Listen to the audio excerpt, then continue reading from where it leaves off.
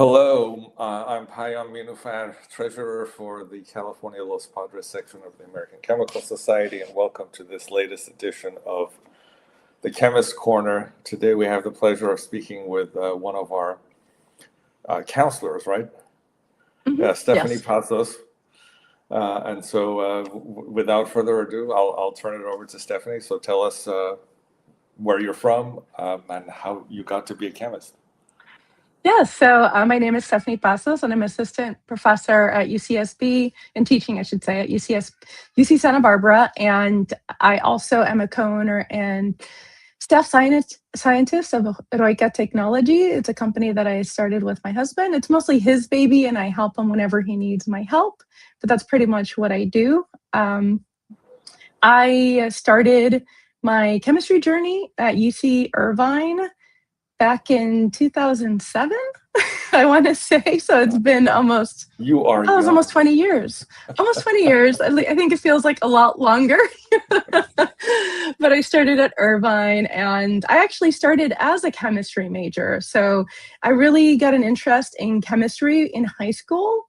I know a lot of people usually don't, but I remember it just being really fun. I really enjoyed the math. I liked figuring out, like, balancing equations for some reason was something that I thought was really interesting, even though, right, that's something so minor in chemistry. But I remember being like, oh, this looks really cool. Because besides that, I didn't know anything about chemistry. So I was also a first generation Latina in chemistry. And at the time in Irvine, there were very few of us. I think in the whole university, there was maybe 6 or 7% of Latinx students.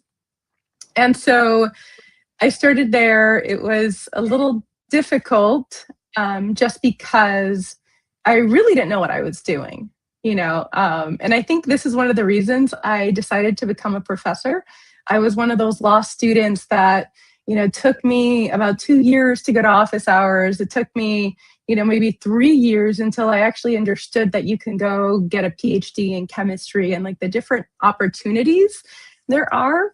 And now as a professor, I think it's so important to try to tell students there's so many opportunities and there's so many things you can do. And I think that's what has really drawn me here. I also worked in the industry for a while. So my career path getting to my PhD is a little different than most academics. And so I think knowing that you can go back to grad school is important. After, finishing your undergrad, I won't say it's easy. It's a little difficult. It's hard to, go into the real world and make money and then be like, oh, I guess I will go back for another 5 years and make no money as a grad student. Yeah. And so then I continued with my PhD at UCLA in inorganic materials chemistry. And I just had such a great time in that lab and figuring out what I wanted to do after my PhD. Okay. Who was your advisor? His name was Rick Hainer. Oh, okay. I know Rick very well. Yeah, I was right next door in the Zinc group. So, but yeah, Rick. Oh, yes. We talk a lot. Yeah. He's a very clever guy and does tremendous research. Yes, and I think part of he started, what is it, maybe 4 companies at this point. He was in the process of starting a few up when I was in his research group. And I think that's one thing that really drew me to his group, that he was kind of a little different, not just, wanting to do academia, but also getting his stuff out there, right? Building products. And that's what I thought was really cool about his group. Yeah, no, his research lent itself well to those applications. Yeah, no, I mean, from conducting polymers to a lot of solid state chemistry. I mean, I would say it's weird. I mean, I think solid state chemistry is one of those fields of chemistry that's driven almost entirely by industry. Yeah. Because where I've been working, right? I mean, it's it's an R&D facility, but the biggest people are the biggest group is the electronics group, and I mean that like just drives most of. There's definitely a lot of funding. Yes. Yeah. For sure. And so, I mean, I kind of was on a very similar journey as you. Oh, Oh no, I froze. Okay, I also took some years off, and then I went back. But then what made you? I mean, I decided, well, okay, I was working. I said, okay, if I want to go up the ladder, clearly, a degree would help. Is that what motivated you? Yes, kind of. So I did. I think what really made me return to academia was I really liked the research I was doing in the polymer lab. So I was doing polypropylene research in Chicago, and I had some amazing coworkers there. And I had one coworker, his name's Eric, that I would have all these conversations with him, and he pretty much helped push me to go to grad school. I guess I'll say, right, he was a really great inspiration. And I don't know, I think it had a lot to do with him knowing that I had more opportunities, right? There'd be more opportunities, kind of like what you're saying, Pam, about getting better jobs. And at the time, I thought, it's like, okay, I'll go to grad school and I'll just get a job. And so I actually graduated right at the start of COVID. So my thought was, okay, maybe let's apply for postdocs. So I applied to a postdoc. I did my first round of interviews, and then I get an email from the advisor saying that, well, she couldn't continue the interview process because her lab was shut down because of COVID. And I completely understood. And at the same time, I was applying to other industry positions. And so I ended up working at a biotech startup in Austin right after I graduated. Thinking because, well, it's weird times, it's COVID, right? It was one of the few places that was actually hiring. And so I went on site because I figured, well, I wasn't sure if I'd get another opportunity in the next year. And I kind of was done with grad school, to say the least. Yeah. And so when I started at the biotech startup, it was great work. But I think I was really missing the teaching part of academia. Right. I really like the research, but I decided to pretty much go back and pursue different opportunities, right? Becoming a professor was something that was very foreign. And I thought it was also something other people did, right? And I think a lot of that had to do with the lack of representation of, again, Latino professors, right? I didn't really know any. And so I was like, why not? I've tried all these other things. I've gotten to this point in my life. Why don't I try to go back into academia? And so that's pretty much what happened. And I'm really happy where I am. I think what really drives me in academia is trying to make chemistry more accessible to students, right? I kind of mentioned earlier a lot of some of my struggles that I had as an undergrad. And I think that's what really pushes me. I think I can really relate to a lot of students that feel very confused, very lost. They don't have a parent that they can go ask and be like, so this is what's happening. What do I do? Right? Because I feel like at the time when I was an undergrad, I had a lot of my friends, they had parents that, really guided them, or they knew someone that they can ask, and I had no one to ask. Right. And so I think I try my best to be as approachable as I can to my students. And I think it's what really drives me in my work today. So I'm really happy that I switched over. I'm really happy I switched over. I'm on the same. I'm on the same boat. All three of us went to college eventually, but I had nobody to. First of all, I went away to college, and then my parents did not know squat. So having a supportive environment where students don't break, and actually they don't get to the breaking point, and they get some support to get out of or even the financial support that some students get. It's awesome, right? And it's something that not all students have. And, specifically for me, I used to work 2 to 3 different jobs as an undergrad to be able to go to school. And I have so many students that come to me that are like, I can't come to class because I have to work, or, how do I prioritize school when I have to work to be able to afford going to class, right? So it's all these things that I'm like, oh, I was in your shoes almost 20 years ago. It doesn't get easier, but there's a path forward. Right. And it's worth the sacrifice.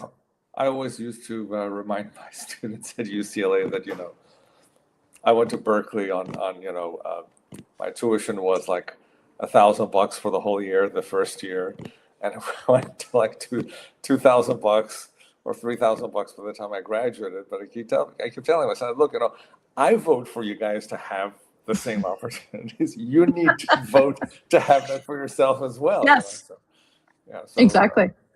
That's sort of a ask and you shall. If you don't ask, you'll never get it. That's for sure. Mm-hmm. Yeah, for sure. And so, all right, yeah. So now tell us about your current position. How you, briefly, how you landed at UCSB. What subjects do you teach, and what does your average day look like? So I've been here. I'm starting my third year at UC Santa Barbara, and I teach a mixture of classes. So I teach a graduate level class on techniques in teaching. So I get the incoming graduate students that are interested in getting a PhD in our program. And so this is a class I teach in the fall to try to get them interested and how to approach chemistry when they're going to be teaching discussion sections or lab sections, right? It's pretty difficult to be answering so many different chemistry questions, and we have to try to prepare them as much as possible. I also teach general chemistry. I'm mostly in charge of the general chemistry labs, and I also created a class for our second year chem majors that it's more exploratory experiments where I call them more authentic experiments, where they have to design their own procedures and they have to test it out. So they get 2 different trials of this experiment. And so I give them some guidelines. They design a procedure, they test it out, they have another week to redesign their procedure, and then they do the second trial. And so that's mostly what I teach. And I would say a daily life, it depends on the day. It's a lot of emails, a lot of coffee. Some days there's office hours where I hope I have a bunch of students that come. I usually do get quite a few students in my office hours. So that's usually my favorite part of the day, getting to actually interact with the students. Because I mostly am in charge of the labs. I don't necessarily see my students all the time because every quarter I have about, 65, 70 lab sections. And so I have TAs. So it's a team of us that pretty much run these classes. And so I manage my TAs. So I pretty much will go check on how the labs are running. I'll talk to our lab manager. I will go see how the graduate students are doing. I will revise our lab manuals. When I get a chance, I'll try to read some research papers, try to look into some funding, but a lot of emails and a lot of trying to talk to colleagues, tell me, answer questions. It's an unfortunate thing that email has become kind of like this mainstay of the American. It's the same thing in the corporate world, and actually, I've managed to reduce my email fairly recently. But that's good. Yeah, so do you have any tips on how to reduce your email? Because I would love to hear it. Well, it involves a position change. So. But yeah, no, it's still a lot of emails. And then actually, I'm a little bit less involved with the day-to-day of interacting with customers, which is kind of sort of, actually not necessarily interacting with customers, but managing all of the administrative tasks. So that has been helpful. Sorry, let me see if I can quiet. Oh, I forgot to close the door so the cat came in. So 65 to 70 sections, you said? Yes, of labs. Chemistry. This is for general chemistry. Yeah. So we are I can't remember. I think it's like 70-something% of UCSB freshmen take my course. Okay. So It's a lot of students. I have about anywhere from 14 to 1,600 students every quarter. And so that's why I say I have a team. I have a head TA that helps manage my 35 or so TAs to help run these sections. And how many full-time staff helping with the labs? So we have a lab manager, and then we have 2 academic coordinators that help set everything up. So it is a team. And then there's also, I believe, undergraduate assistants that also help. They're part-time, but it's massive. We're UC, so we are pretty large. Yeah. No, I'm willing to bet this is another part of the job you were not expecting. I mean, this is kind of like running a small company, right? Yes, exactly. A lot of the time, that's what I pretty much call it. I call it the beast, to be honest with you, because it's so many students, it's so many TAs, managing the TAs, and then trying to help the students as much as possible is a lot. And that's why I'm saying that there's a lot of emails. Sometimes I can wake up to like 100 and something emails, especially if something's going wrong, right? Then I know I'll just keep getting the same email back and forth, from so many students. And so I have to be on it as soon as possible, or else my inbox will just keep getting overwhelmed with emails.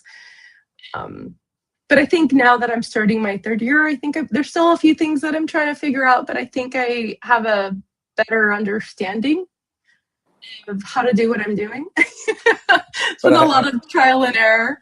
Yeah. Has this position turned out to be as fulfilling as you thought that a position in chemistry would be? I think I would really appreciate being able to see the students a little bit more. I think I get stuck with a lot of, I guess you'll say administrative stuff, just kind of like a manager, that's just kind of how it is. I think I would appreciate being able to see them a little bit more. But sometimes my day is just so full with other things that I don't really get the opportunity to go into all the labs. And, the labs start at 8 in the morning and they end at 10 p.m.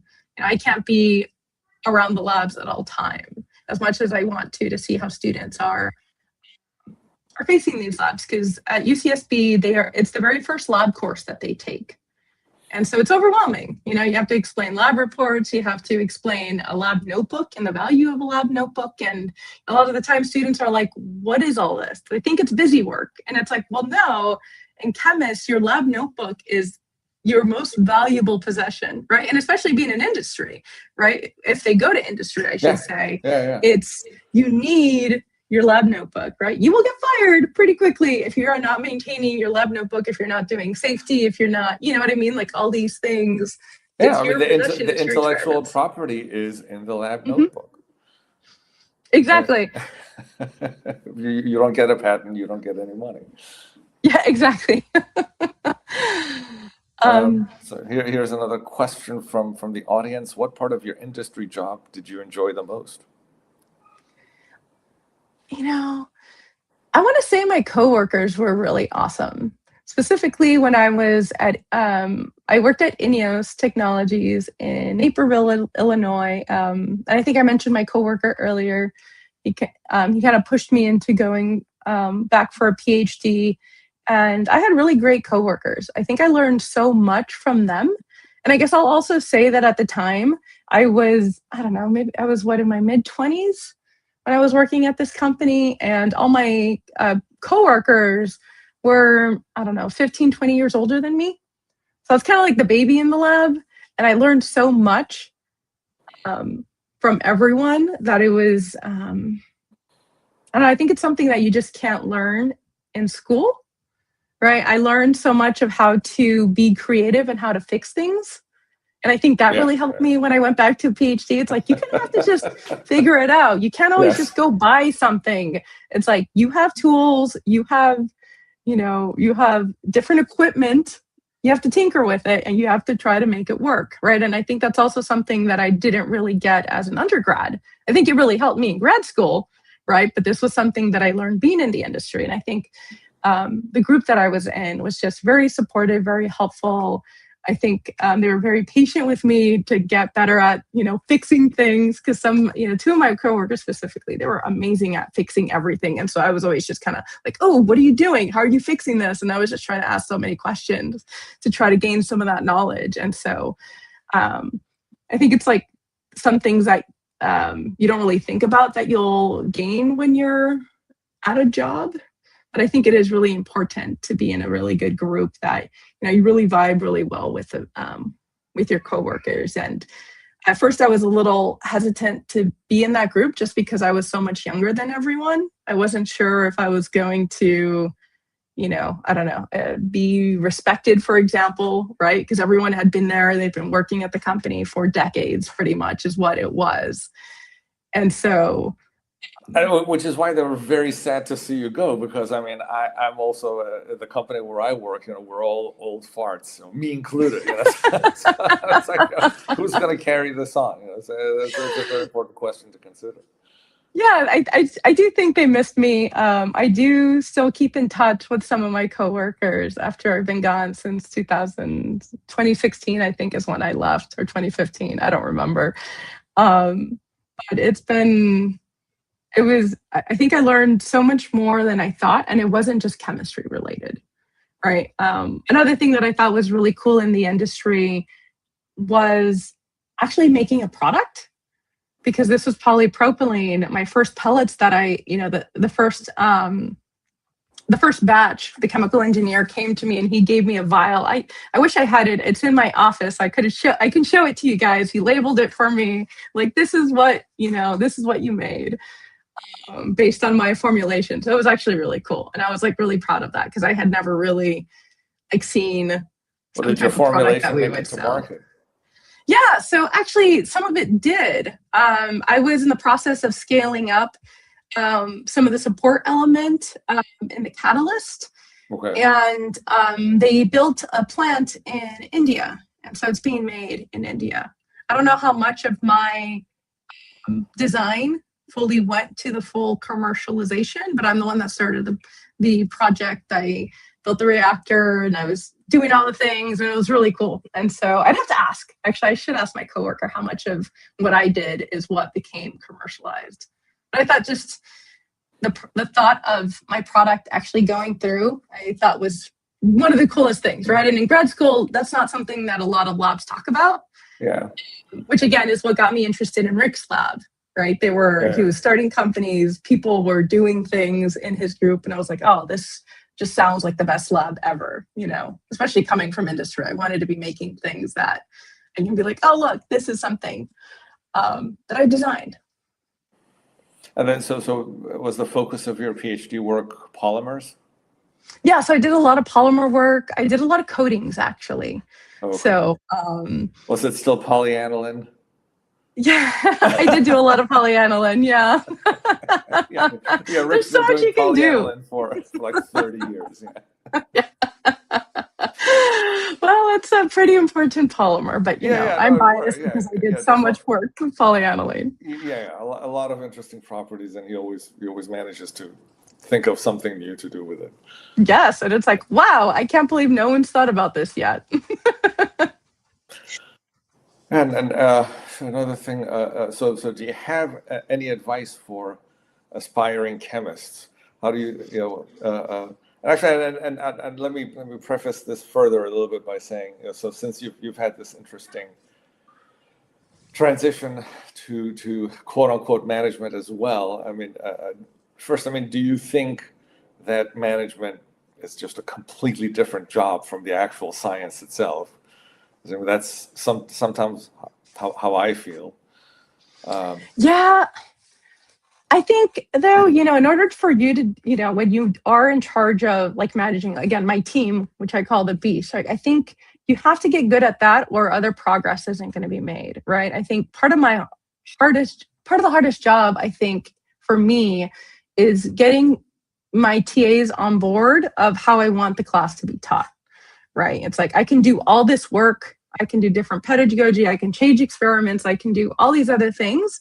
But if my TAs aren't on board, right? If there's a crack in my management, is what I'm doing really effective, right? If there's 5 TAs. That's, what is it, 300, 400 students that are not, getting the type of education that I want. And I think, I wish I was trained in management. I think that's part of, say, going for a PhD, that I guess, you go into academia or industry and you kind of just have to learn how to do it. Or it's just a lot of trial and error. I think I go talk to a lot of my colleagues. I go bug them a lot, which I have some really great supportive colleagues. And I'll, be like, well, I don't know what to do here, or how do I deal with this situation? They've been there a lot longer than me. And I was like, I know, there's probably something I'm not thinking about, right?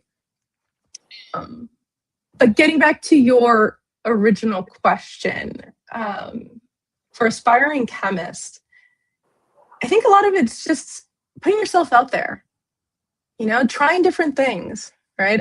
My journey to becoming a professor is very, it's pretty unique. Again, a lot of professors don't usually go into industry. Sometimes they do. I know in engineering, can be a lot more common than in chemistry.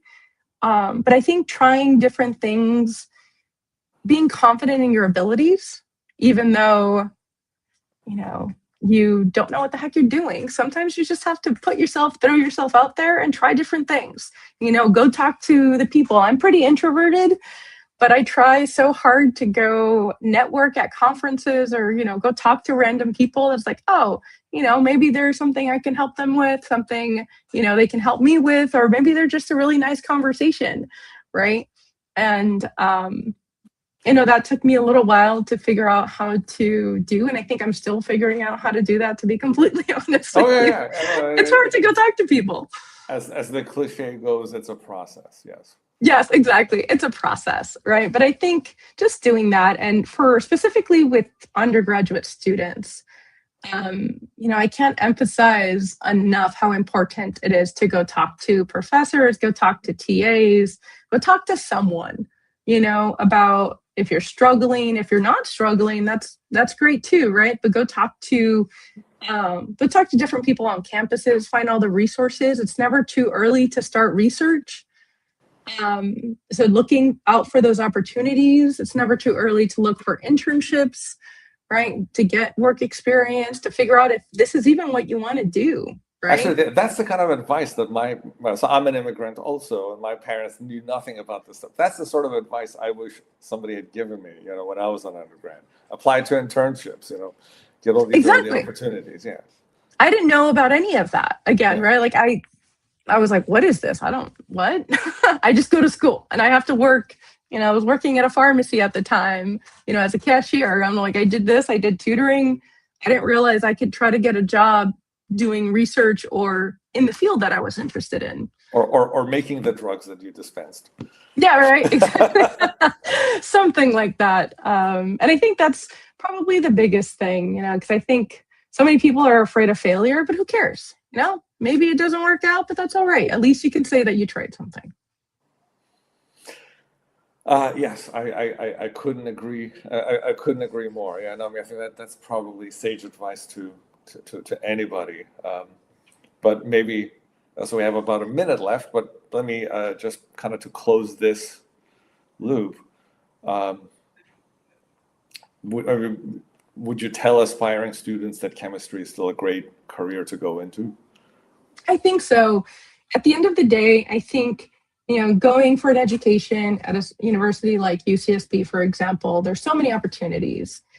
When you go to college, you get a liberal arts degree, you are learning to become a critical thinker, right? At the end of the day, it doesn't matter if it's chemistry, it doesn't matter if it's some type of biology, if it's some type of physics, as long as you're learning how to use your brain and analyze data and all of that, you can pretty much do anything. I know there's a lot of people that get, say, a chemistry degree and don't even use chemistry, and that's completely fine, but they've learned so many skills along the way that it will become valuable in one way or another. Well, I couldn't agree more, and I think this might end up being a very nice note to end on. So thanks for taking the time. Well, thank you for talking with me. This has been a pleasure. Yeah. Yeah. See you at the next meeting. Yeah.